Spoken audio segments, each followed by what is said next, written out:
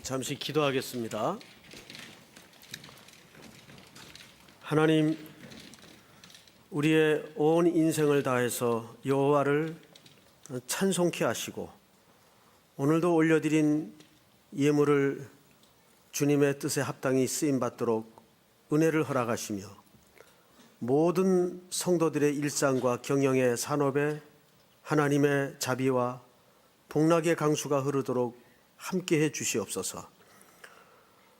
특별히 이 예배의 자리에 찾아온 주의 백성들의 심령의 문을 두드리시고 하나님의 임재만 경험토록 함께하여 주시옵소서.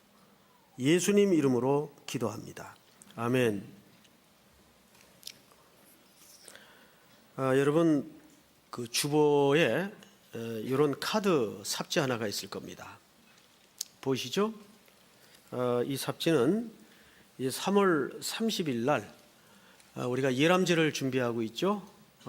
이 준비는 우리가 매년 해오던 준비인데 복음을 듣지 못한 젊은이들에게 복음을 들려줄 수 있는 정기적인 모임입니다. 여기에다가 대학생 1명 그리고 또 직장인이든지 누구든지 지인 1명을 적으셔서 나가시다가 1,000원 헌금하듯이 박스에 넣으시면 저희들이 잘 수거해서 이분들이 복음을 들을 수 있도록 잘 준비하도록 하겠습니다. 꼭 넣어주시기 바랍니다. 우리 좌우로 인사 좀 할까요? 반갑습니다. 잘 오셨습니다.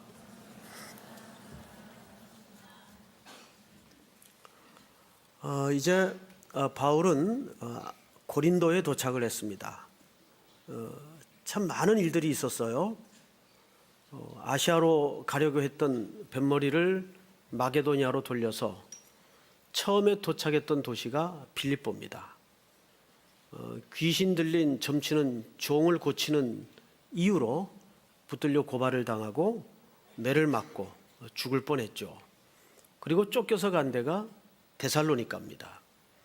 거기에서는 복음을 회방하는 그 유대인들의 사주에 의해서 고용된 불량배들에 의해서 거의 또 죽을 뻔합니다. 그리고 쫓겨서 간 데가 베레아입니다. 베레아 사람들 자체는 신사적인데 데살로니가 깡패들이 거기까지 쫓아와서 복음 전하는 것을 회방해요. 그리고 또 밀려서 쫓겨서 간 데가 아덴이라는 도시입니다. 거기에서 그만 빼곡히 들어찬 우상을 신전을 보면서 사도 바울이 변론을 일으키는 바람에 소요가 일어나고 거기에서도 쫓겨납니다. 그래서 도착한 데가 오늘 고린도예요. 자, 참 이 행로를 보면 두 가지 공통점이 있죠. 한 번도 계획하고 의도해서 간 장소가 없어요. 그냥 쫓겨가요. 그리고 두 번째는 어떤 공통점이 있는가 하면 가는 데마다 고난이 맞닥뜨려요. 어려움이 생겨요. 예기치 않는 일들이 일어나요. 자, 이런 걸 보면서 바울의 입장에서 참 설득도 이해도 해석도 안 되는 면들이 많았을 겁니다. 그런데 오늘은 고린도에 도착을 해서 여긴 홀로 떨어집니다. 아덴처럼. 아무도 그를 지지하거나 또 그를 돕는 자가 없어요. 성도들도 지금쯤 바울이 어디쯤 가 있는지조차 소식이 끊어진 겁니다. 이렇게 고린도 도시에 도착을 했는데 이 고린도라는 도시는 세 가지 이미지가 있어요. 그 시대에. 첫째, 아무래도 이제 무역항이다 보니까 많은 사람들이 몰려 들어와 있습니다. 학자들의 기록에 의하면 그 당시 고대 시대인데도 인구가 70만, 이거 어마어마한 숫자입니다. 대도시죠. 돈이 늘 흥건히 돌았어요. 돈이 많아요. 부자예요. 돈 많으면 자연히 뭐 하게 되죠? 죄 짓게 되죠. 그래서 굉장히 타락하고 부패한 도시의 상징이었습니다. 심지어는 코린티안 하면은 음란의 상징적 묘사처럼 그렇게 불리우던 도시였습니다. 게다가 이 도시적 색깔이 그러다 보니까 아주 교만했어요. 저마다 자기가 아는 게 진리고 교만한 이미지를 갖고 있었습니다. 이 세 가지예요. 부, 타락, 그리고 교만. 이 도시에 깔려있는 색채입니다. 자, 그러면 왜 하나님이 하필 이런 도시에 이 사도를 떠밀어 놨을까? 바울 본인의 입장에서도 참 이해가 안 됐을 겁니다. 자, 그런데 사람의 생각과 하나님의 생각은 달라서, 자, 한번 10절을 볼까요? 우리 전체가 한번 같이 읽겠습니다. 10절 시작. 내가 너와 함께 있음에 어떤 사람도 너를 대적하여 해롭게 할 자가 없을 것이니 이는 이 성중에 내 백성이 많음이라 하시더라. 아멘. 이 성중에 누가 많았어요? 내 백성이 많다는 말은 나의 택한 백성이 많다는 뜻입니다. 지금 그리스도를 믿는 사람들이 많다는 말이 아니고 앞으로 복음을 듣고 돌아올 영혼들이 많다는 뜻이에요. 이런 거 보면 우리 그리스도인들이 부딪히는 어려움 속에 반드시 눈을 열어야 될 것이 뭐냐 하면 하나님의 섭리사관입니다. 하나님의 경륜이죠. 모든 걸 선교적 관점에서 이해를 갖는 거예요. 자, 이렇게 고린도에 본의 아니게 떠몰려온 바울은 여기에서 운명적 어떤 만남이 이루어집니다. 오늘 본문을 보십시다. 18장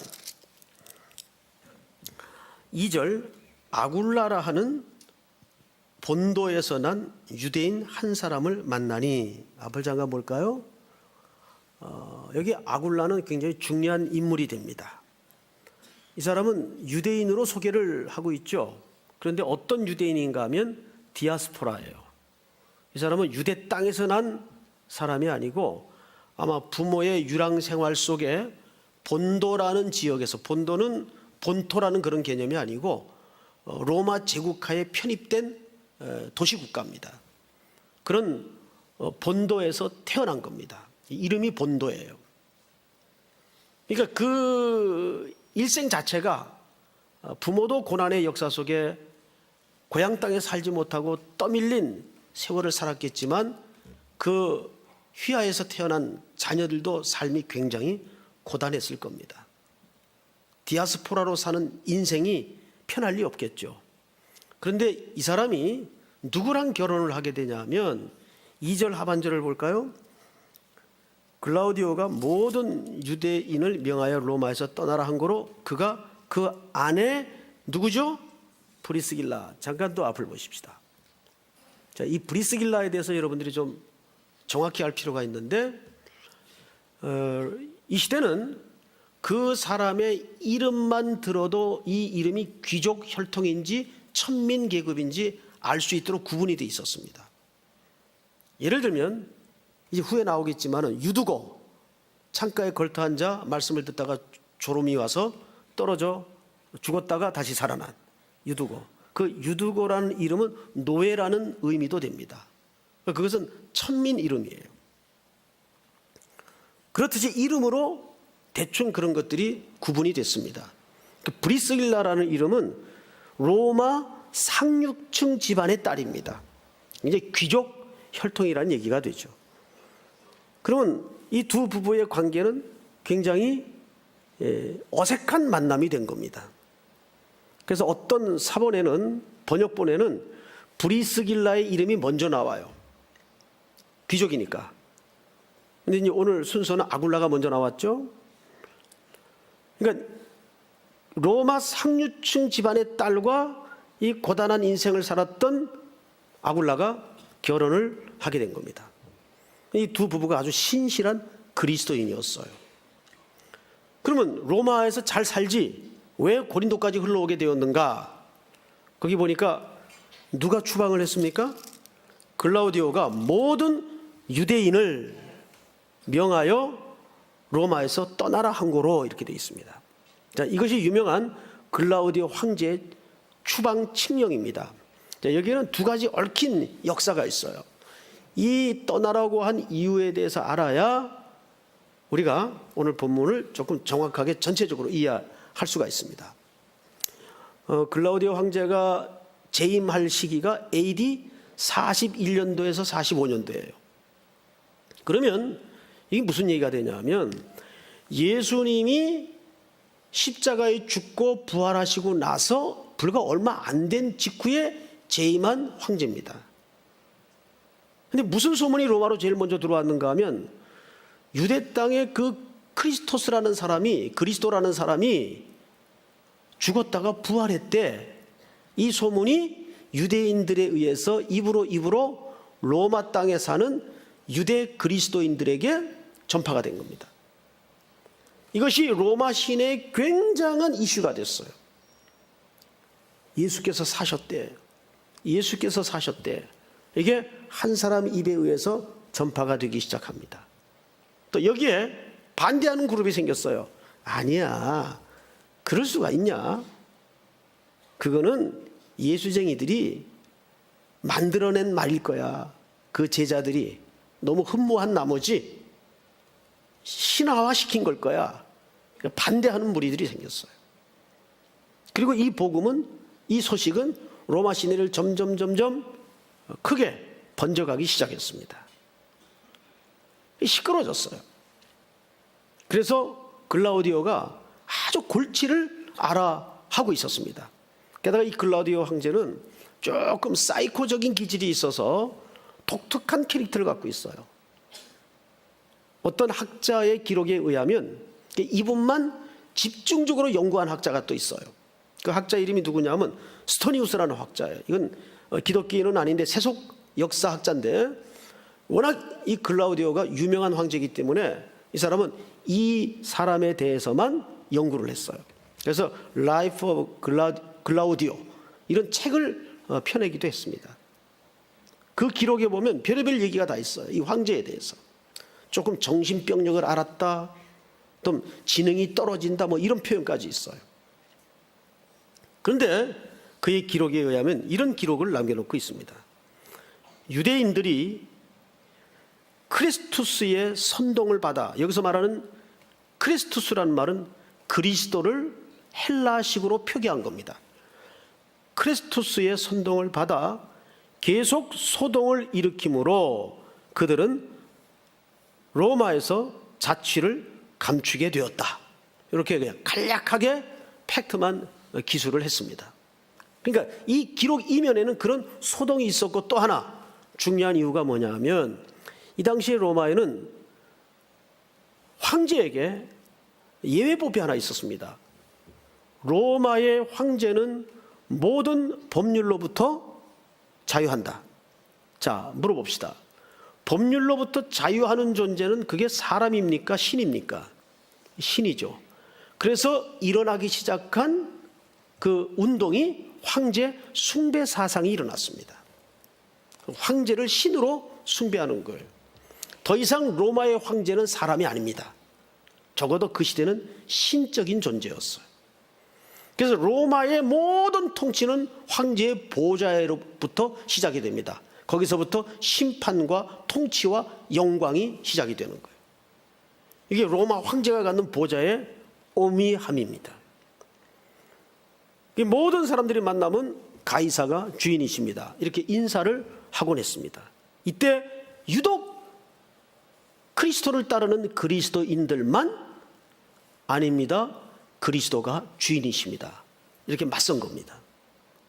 그래서 그런 항복하지 않은 시대에 저항하는 이런 사람들에게는 지독한 구조적 족쇄를 만들어서 아주 살지 못하도록 만들었습니다.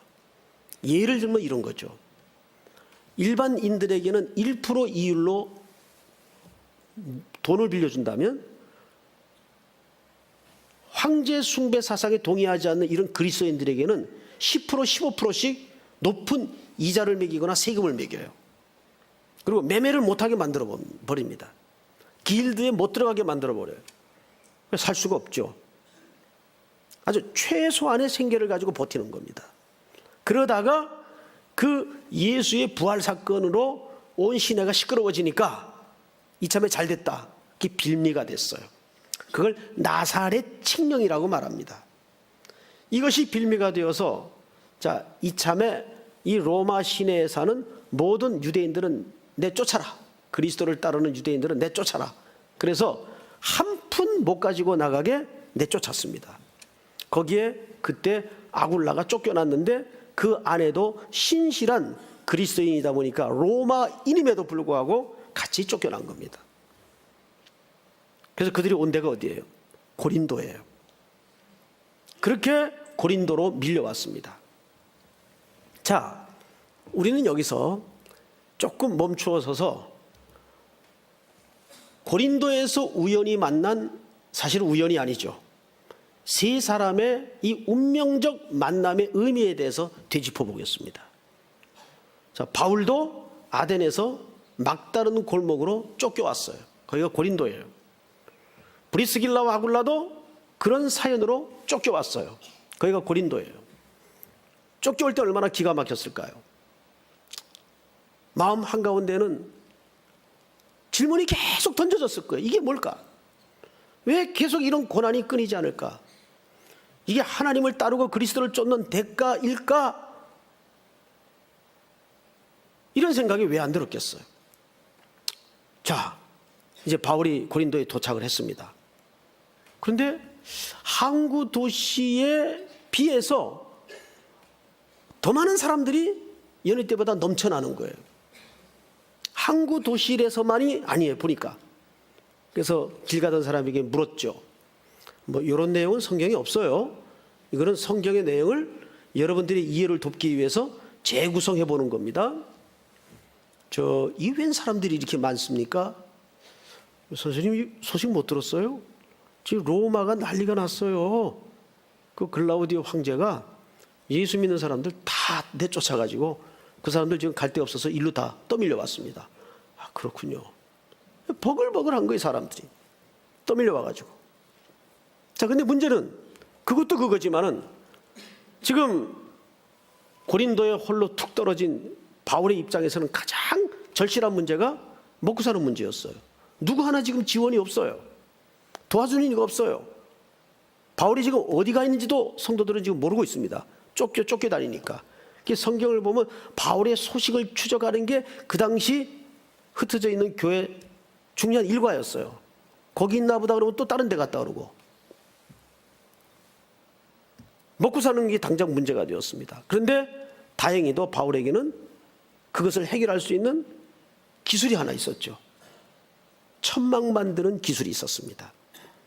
그러면 연결이 됩니까? 바울로 말할 것 같으면 가말리엘 문화의 대학자예요. 어느 식으로 얘기하면 대학에서 가르치는 대석학이에요. 그런 인테리가 어떻게 그 당시 천직에 해당하는 텐트 메이커나 이런 걸 할 수가 있겠어요? 그 기술을 왜 배웠을까? 이거는 랍비 문화를 좀 알아야 됩니다. 불문율에 의하면 랍비들은 하나님의 말씀을 가르치고 나서 요를 받지 않도록 돼 있어요. 그래서 하시라도 생계의 위기가 닥칠 경우를 대비해서 반드시 전문 기술 하나를 배우도록 돼 있습니다. 그게 랍비들의 불문율이에요. 바로 그 시기가 온 겁니다. 그래서 자연히 이곳저곳을 기웃거리다가 텐트 만드는 곳을 찾아갔겠죠. 찾아갔더니 거기에 웬 젊은 부부 둘이 손이 바빠요. 막 텐트를 만들고 있어요. 공급은 딸리고 수요가 엄청 많은 거예요. 왜 그랬을까요? 거기 지금 항구 도시에 로마에서 떠밀려온 피난민들이 바글바글 하거든요. 그럼 그 사람들 어디서 잡니까? 임시 텐트가 그렇게 필요했던 겁니다. 그런데 이 브리스길라와 아굴라가 텐트를 열심히 만드는데 손이 딸리는 거예요. 조심스럽게 말을 건네죠. 저 실례합니다. 저는 아덴에서 이만저만해서 복음 전하다가 사고치고 여기까지 쫓겨온 그리스도인 바울이라고 합니다. 보아하니 손이 바쁜데 마침 제가 텐트 만드는 기술이 있거든요. 저는 월급 필요 없고 먹고 자기만 하면 되니까 제가 좀 도와드리면서 함께 머물 수 있겠습니까? 라고 부탁을 한 거예요. 이 얼마나 기가 막혀요. 이걸 바울이 먼저 찾아갔습니다. 성경에 보면 그렇게 되어 있죠. 성경을 보세요. 떠나라 항고로 그가 그 안에 브리스길라와 함께 이달리아로부터 새로 온지라 바울이 그들에게 가매, 이렇게 되어 있어요. 이 이야기를 들은 두 부부가 텐트를 부지런히 만들다가 얼굴이 환해진 거예요. 아이고 할렐루야, 하나님이 우리 일손 바쁜 거 알고 천사를 보내셨군요. 보니까 이 부부도 로마에서 예수 믿는 이유로 한 푼도 못 건지고 막다른 길목에 고린도까지 쫓겨온 부부였어요. 이건 도망자 셋이 고린도에서 만난 거예요. 하나님은 도대체 이 세 사람을 여기에서 왜 만남이라는 과정으로 함께 묶으셨을까? 여러분, 그리스도인들의 만남은 절대 사소한 만남일지라도 우연이라는 게 있을 수가 없어요. 거기 하나님의 섭리가 얽혀 있다는 것을 기억해야 됩니다. 그래서 누구와의 만남이든지 경멸하거나 사소하게 생각하거나 해서는 절대 안 됩니다. 소중하게 생각해야 돼요. 그런데 그 소중하게 생각하고 나는 잃어버렸지만 나중에 그 소중했던 만남이 어떻게 하나의 큰 그림이 될 수가 있어요. 자, 그 그림이 어떻게 되는가를 한번 보십시다. 자, 몇 절을 보시냐 하면 사도행전 18장 24절을 보세요. 18장 24절. 알렉산드리아에서 난 아볼로라 하는 유대인이 에베소에 이르니, 이 사람은 언변이 좋고 이 사람은 수사학을 공부했던 사람이에요. 그러니까 언변이 탁월합니다. 아주 설교를 또 티칭을 잘했어요. 성경에 또 능통한 자입니다. 그가 일찍이 주의 도를 배워 열심으로 예수에 관한 것을 자세히 말하며 가르치나 요한의 세례만 알 따름이라. 26절 다 같이 시작. 그가 회당에서 담대히 말하기 시작하거늘 브리스길라와 아굴라가 듣고 데려다가 하나님의 도를 더 정확하게 풀어 이르더라. 자, 앞을 보실까요? 여러분, 이게 무슨 얘기인지 아세요? 이 아볼로로 말할 것 같으면 수사학을 공부한 사람이요, 성경에 능통한 자입니다. 오는 식으로 말하면 신학교 선생님이에요. 근데 그가 성경에 제한적 지식을 갖고 있었어요. 요한의 세례만 알고 있었어요. 이 사람을 누가 불러다가, 아굴라가 불러다가, 아굴라 누굽니까? 평신도예요, 그냥.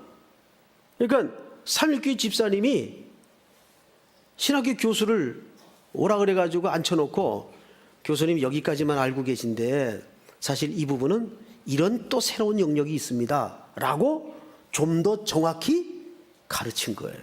26절을 다시 보세요. 그가 회당에서 담대히 말하기 시작하거늘 브리스길라와 아굴라가 듣고 데려다가 하나님의 도를 더 정확하게 풀어 이르더라. 할렐루야. 자, 이 브리스길라와 아굴라의 지식은 어디서 왔을까요? 어디서 왔을까요? 바울이 가르친 겁니다. 자, 세 사람이 이제 한 집에서 뭘 만들었죠? 텐트를 만들었어요. 열심히 호롱불 켜놓고 텐트를 기우면서 짬짬이 뭐 했을까요? 고스톱 했을까요? 짬짬이 하나님의 말씀을 풀어 소위 오늘식으로 얘기하면 지혜자 훈련을 시키고 양육을 한 거예요. 지도자로서 키운 거예요. 매일 밤마다 호롱불 밑에 풀어주는 이 하나님의 말씀이 새로운 경지를 연 겁니다. 나중에는 누굴 가리켜요? 아볼로를 가리켜요. 성경에 능통한 자를 가리켜요. 선생님은 세례 요한의 세례밖에는 모르시는데 세례란 영역에는 이런 영역이 더 있습니다 라고 더 정확히 풀어서 가르치는 거예요. 이 누가 한 일입니까? 브리스길라와 아굴라가 바울의 가르침을 통해서 이루어진 일이에요. 할렐루야. 그리고 우리가 성경을 한 군데 자막으로 좀 보십시다. 고린도전서 16장 한번 볼까요? 19절. 로마서가 아니고 고린도전서 16장 19절 한번 같이 읽어보십시다. 시작. 아시아의 교회들이 너희에게 무난하고 아굴라와 브리스기와 그 집에 있는 교회가 주 안에서 너희에게 간절히 무난하고. 여러분, 고린도 성도들에게 편지를 쓰면서 사도 바울이 아시아의 교회들이 너희에게 무난하고 아굴라와 브리스가와 그 집에 있는 뭐가? 교회가. 고린도 교회가 누구의 집에서 시작이 돼요? 바로 브리스길라와 아굴라의 집에서 시작이 돼요. 할렐루야. 이들은 절망의 끝에 만난 관계였지만 그 절망의 끝자락에 이들의 만남을 통해서 하나님은 무엇을 숨겨놓으셨어요? 고린도 교회를 감추어 놓으셨어요. 왜? 그 성중에 나의 택한 백성이 많기 때문에. 이들은 쪽쪽할 때는 몰랐을 거예요. 이게 뭘까? 절망으로 몰아칠 때는 이 고난의 의미를 몰랐을 거예요. 이러다가 어떻게 되는 거지? 그런데 놀랍게도 하나님은 그들의 절망 끝에 하나님의 몸된 교회를 감추어 놓으신 겁니다. 아멘. 후에 로마서 기자 16장에 이런 기록을 남깁니다. 로마서 16장 3, 4절을 한번 볼까요? 자, 3절 4절 다 같이 읽겠습니다. 시작. 너희는 그리스도 예수 안에서 나의 동역자들인 브리스가와 아굴라에게 무난하라. 그들은 내 목숨을 위하여 자기들의 목까지도 내어놨니 나뿐만 아니라 나 위안의 모든 교회도 그들에게 감사하느니라. 아멘. 이 로마서 기자가 성경을 마감하면서 브리스길라와 아굴라를 어떻게 시대 앞에 평가해 놓고 있습니까? 그들은 내 목숨을 위하여 자기 목까지도 내놓을 수 있었던 나의 신실한 동역자였다. 그리고 이들에 의해서 고린도 교회가 시작이 되었던 겁니다. 사랑하는 성도 여러분, 우리는 오늘 이 본문의 흐름을 쭉 종합해 보면 몇 가지로 결론을 내릴 수가 있습니다. 사람은 끝났다고 생각하지만 하나님이 끝낼 때까지는 끝이 아닙니다. 믿습니까? 우리는 어떠한 고난과 환난과 역경과 비바람 속에서도 하나님의 경륜적 눈을 열 수 있는 훈련이 되어야 됩니다.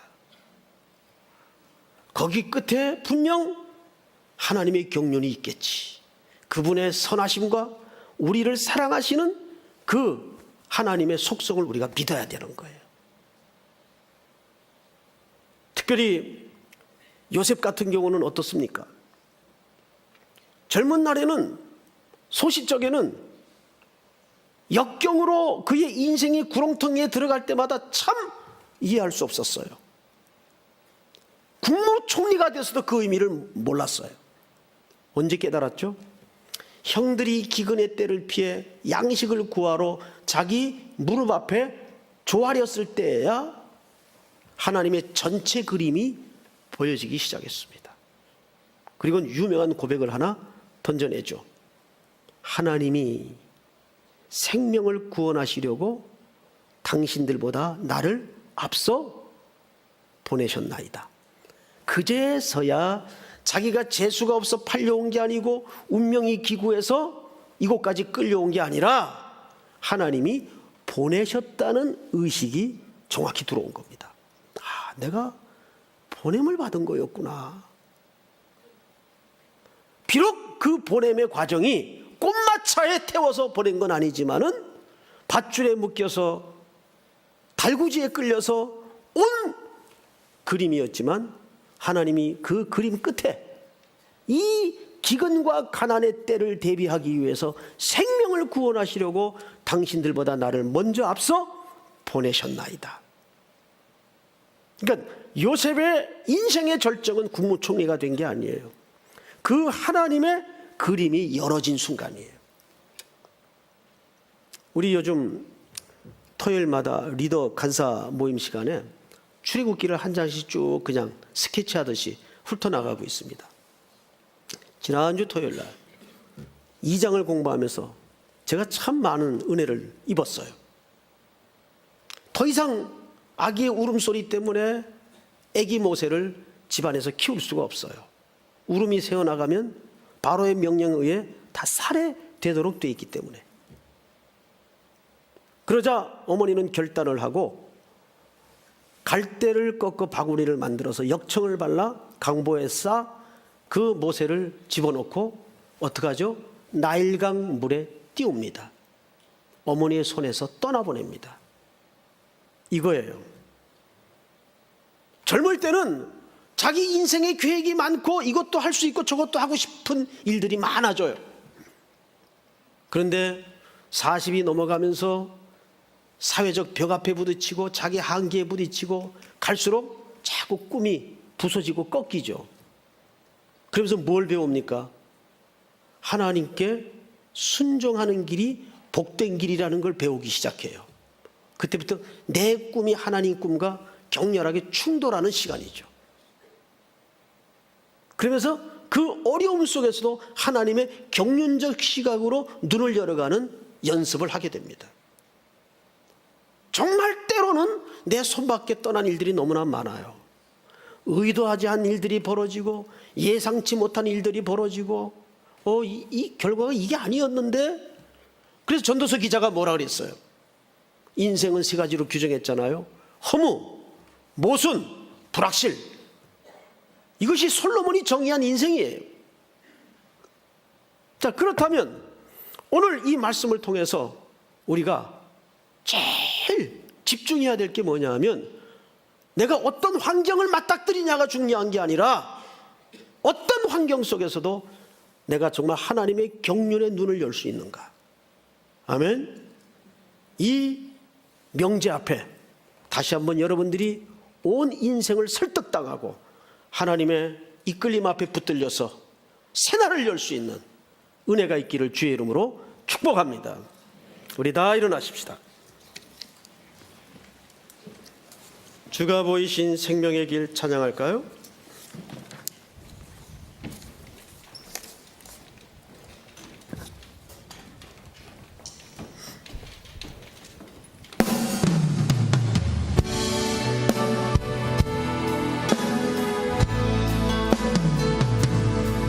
주가 보이신 생명의 길, 나 주님과 함께 상한 마음 들이며 주님 앞에 나아가리. 나의 의로움이 되신 주, 의로움이 되신 그 주, 이름 예수, 그 이름 예수, 나의 길이 되신 이름 예수.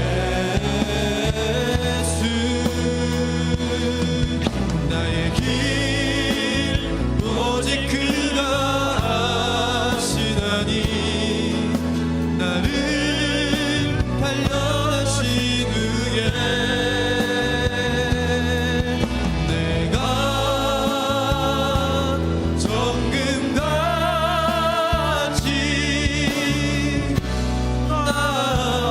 나오리다.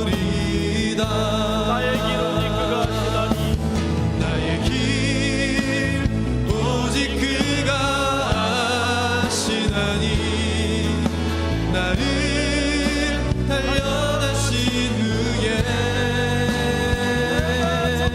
내가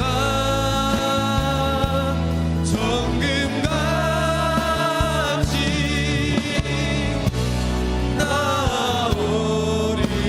나오리다. 우리 다 같이 한번 눈을 감고 서신 채로 기도합시다. 오늘 주신 말씀을 붙드십시다. 무엇이 여러분들을 짓누르고 있습니까? 거기가 끝이라고 생각했습니까? 여기가 마지막이라고 생각했습니까?